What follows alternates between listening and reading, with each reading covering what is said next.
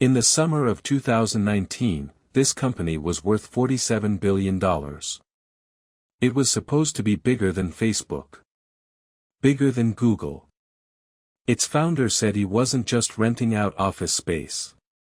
He was here, in his words, to elevate the world's consciousness. 6 weeks later, it was all gone. The public offering collapsed. The founder was thrown out. And that $47 billion valuation evaporated to almost nothing. This is the story of WeWork. How one man in a t-shirt convinced the smartest investors on earth to hand him billions. How he spent it on tequila and a private jet. And how it all unraveled faster than anyone believed possible. Because the most expensive lesson on Wall Street isn't about real estate. It's about what happens when a great story collides with zero profit. Stay with me, because the amount of money this man walked away with after failing will make your blood boil. It started in 2010. A tall, charismatic Israeli entrepreneur named Adam Neumann had a simple idea. Take an empty building, fill it with stylish desks, free beer, and loud music, and rent those desks out to freelancers and startups. He called it WeWork. On paper, it was a real estate company. You lease a building long-term, you rent it out short-term, you pocket the difference. That's it. People have done it for centuries. But Neumann wasn't selling desks. He was selling a feeling. Community. Belonging. A movement. He didn't talk like a landlord. He talked like a prophet. And investors didn't just listen. They fell in love. Within a few years, WeWork was opening locations in city after city, and the valuation kept climbing. But here's the thing about a story this good. Nobody stops to ask the boring question.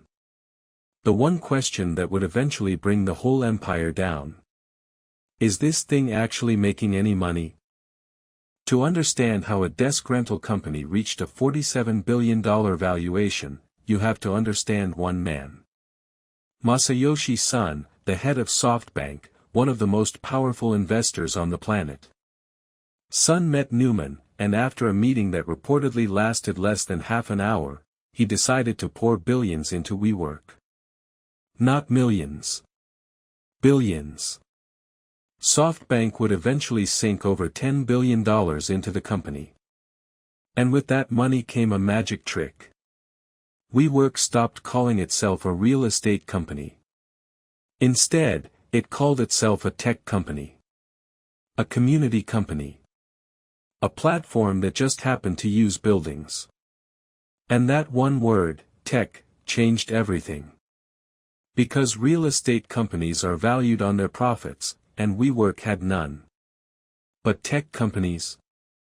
Tech companies get valued on dreams. On potential. On the story of what they might become. So the number kept inflating. 20 billion. 30 billion. 47 billion. All built on a foundation that, underneath, was just rented office space. But the deeper you looked, the stranger it got. Adam Neumann wasn't just running WeWork. He was quietly enriching himself off it. He personally bought buildings, and then leased them back to WeWork, collecting rent from his own company. He trademarked the word we, and then sold that trademark to WeWork for nearly $6 million of its own money. He took out massive personal loans against his shares. Meanwhile, the culture inside was something out of a fever dream. Tequila shots in the middle of work meetings. A private jet where, according to reports, staff once found marijuana stuffed in a cereal box. Mandatory summer camps that felt like a music festival. He spoke about becoming the world's first trillionaire, about living forever, about becoming president of the world. And the investors, dazzled by the growth, kept writing checks. Nobody wanted to be the one who said the emperor had no clothes. But the moment was coming when WeWork would have to open its books to the public. And what was inside would end everything. On August 14, 2019, WeWork filed the paperwork to go public. For the first time, the world could see the numbers behind the legend. And the numbers were catastrophic. The company was losing money at a staggering rate. For every dollar it made, it was burning through roughly two. In the first half of that year alone, it had lost hundreds of millions. There was no clear path to profit. None. The document also revealed the bizarre self-dealing, the strange control Neumann held, the language about consciousness and energy that read more like a religion than a business filing. Wall Street read it, and the laughter started. Analysts who had been told this was the next great tech giant were staring at a company that lost money on a colossal scale with a founder treating it like his personal kingdom. The $47 billion story was meeting reality for the very first time. And reality always wins. Investors began slashing the number. 40 billion. 30. 20. Then 10. Here's what makes this story so painful. The warning signs had been screaming for years. WeWork had never turned a profit. Not once. Its entire model depended on long-term leases, contracts to pay rent for 15 or 20 years, while its customers could walk out the door with 30 days' notice. If the economy turned, WeWork would still owe billions in rent with no one to fill the desks. Anyone who looked closely could see it. But the money was so big, and the story was so seductive, that the smart people chose to look away. SoftBank had poured in so much that it couldn't afford to admit it was wrong. The banks wanted their fees from the public offering. Everyone in the room had a reason to keep the dream alive. This is how disasters happen in finance. Not because nobody sees the danger, but because too many powerful people are being paid not to.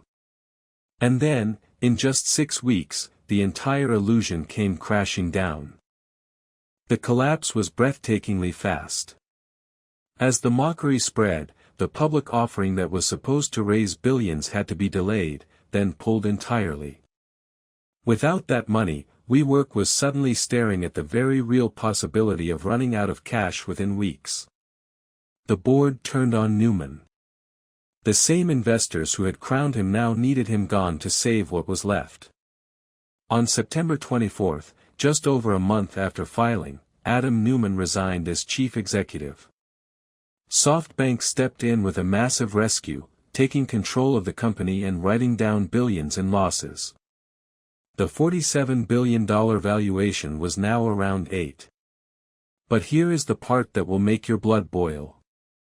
The man who drove the company into the ground, who lost other people's billions, did not leave empty-handed. As part of the deal to make him go away, Adam Neumann walked out with an exit package reported to be worth up to $1.7 billion. He failed upward, harder than almost anyone in history. WeWork limped on for years as a shadow of itself. In 2023, it finally filed for bankruptcy, the $47 billion dream officially worth almost nothing. Thousands of employees lost their jobs, and the stock options many of them counted on turned to dust. SoftBank's total losses on the company climbed to around $16 billion. And Adam Neumann? He took his payout, and a few years later raised hundreds of millions of dollars for a brand new real estate startup, from some of the very same investors. So let me ask you this. Who's really the fool in this story? The man who walked away with a fortune for failing, or the system that handed it to him and then lined up to do it all over again? Tell me what you think in the comments. If this opened your eyes, subscribe, because the next company I'm breaking down didn't just lose billions. It put its founder in a prison cell. It's on your screen right now. Go watch it.